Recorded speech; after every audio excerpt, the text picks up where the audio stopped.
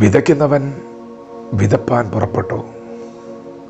ചിലത് നല്ല മണ്ണിൽ വീണു. അത് 30, 60, 100 മേനി വിളഞ്ഞു. യേശു കർത്താവ് തൻ്റെ ശിഷ്യരോട് വചനത്തെ പൊരുൾ തിരിച്ച് കൊടുക്കുകയാണ്. വിതയ്ക്കുന്നത് വചനമാണ്.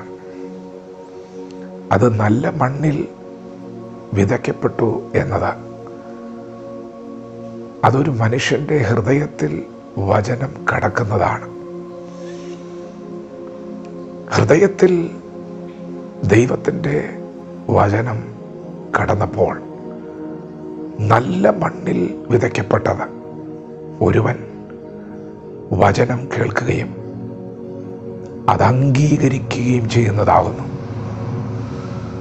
ദൈവ വചനത്തെ അംഗീകരിച്ചാൽ, അതിനോട് ആമേൻ പറഞ്ഞാൽ, അതങ്ങനെ തന്നെയാണെന്ന് നിങ്ങളും സമ്മതിച്ചാൽ, ആ നിമിഷം മുതൽ വിളവ് ആരംഭിക്കുകയാണ്.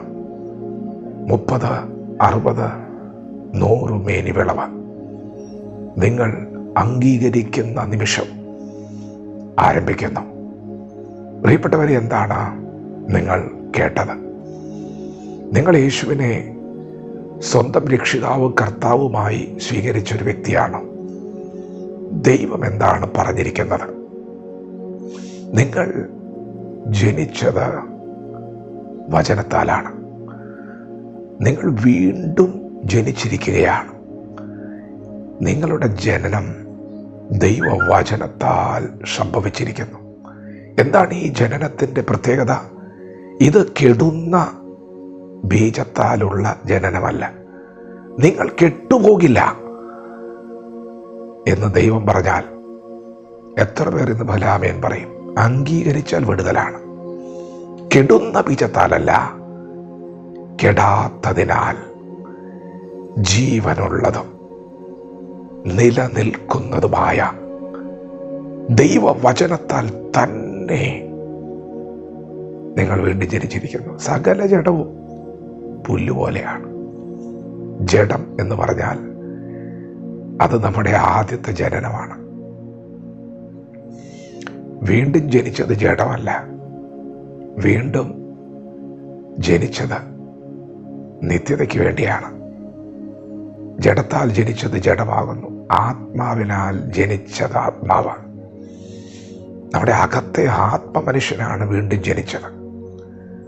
ആ ജനനത്തെക്കുറിച്ച് പരിശുദ്ധാത്മാവ് പറയുകയാണ്, ജഡത്താൽ ജനിച്ച ജഡം, സകല ജഡവും പുല്ലുപോലെയാണ്, വയലിലെ പൂ പോലെയാണ്, കാറ്റടിക്കുമ്പോൾ ഇല്ലാതെ പോകും, അത്രയുള്ളൂ.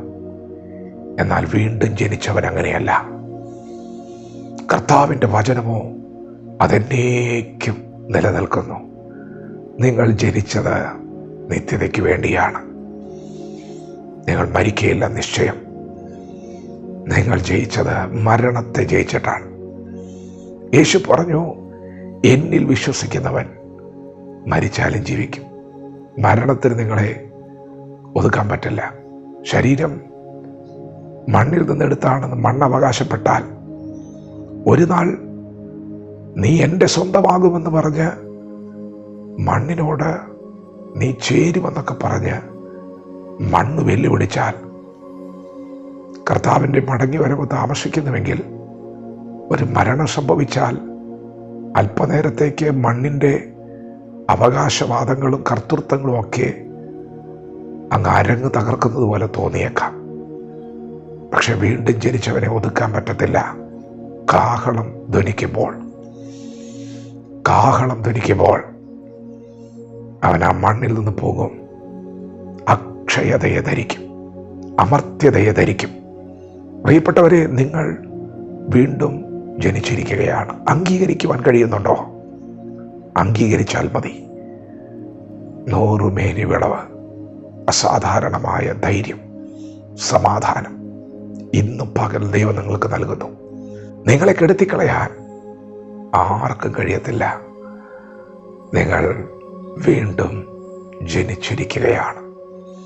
യേശു പറഞ്ഞത് വീണ്ടും പറയാം, ഞാൻ നിങ്ങളെ ഒരു നാളും തള്ളിക്കളയില്ല. എൻ്റെ പിതാവാണ് നിന്നെ എനിക്ക് തന്നത്. ഞാൻ നിന്നെ കളയില്ല. ഞാൻ ഒടുക്കത്തെ നാളിൽ നിന്നെ ഉയർത്തെഴുന്നേൽപ്പിക്കും. വിശ്വസിക്കുക.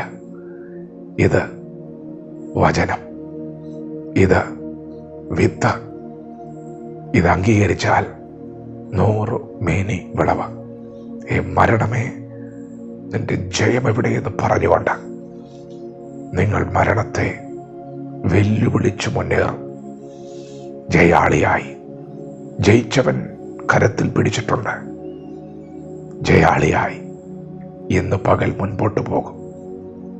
വചനത്തോട് പ്രതികരിക്കാം. ദൈവം നമ്മെ ഓരോരുത്തരും പകൽ അനുഗ്രഹിക്കുമാറാകട്ടെ. ആമേൻ.